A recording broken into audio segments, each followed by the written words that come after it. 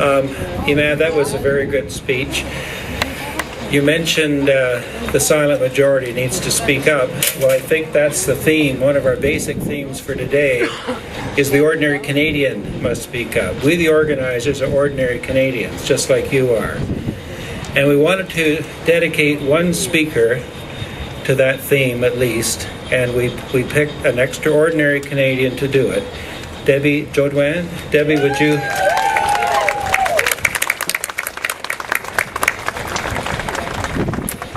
I'm honored to be asked to come up and speak on behalf of ordinary Canadians today for such a great cause.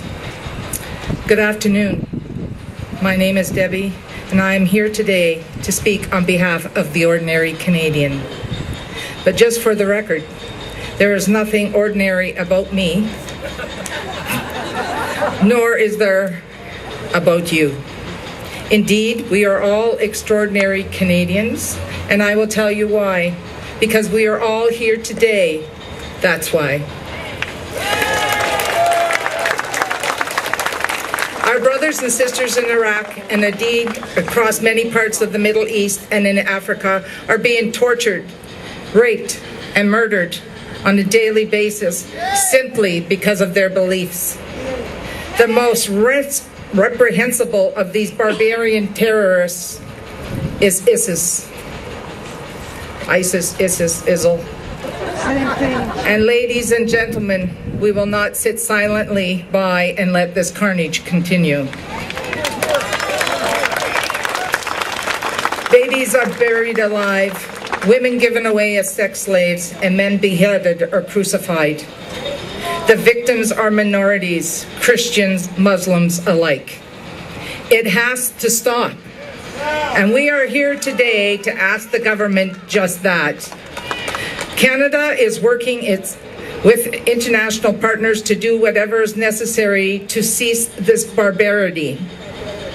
Our Prime Minister and Minister Baird have traveled to a NATO meeting in Wales and to Iraq this past week to see what aid.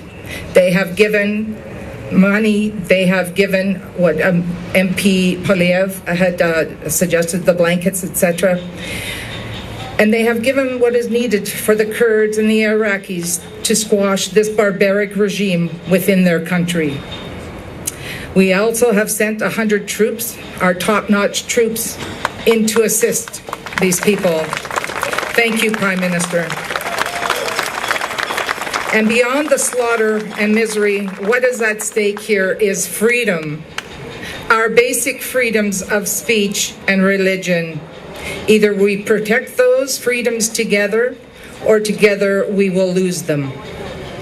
I am old enough to remember the immortal words of a young man by the name of John Fitzgerald Kennedy on his presidential inauguration.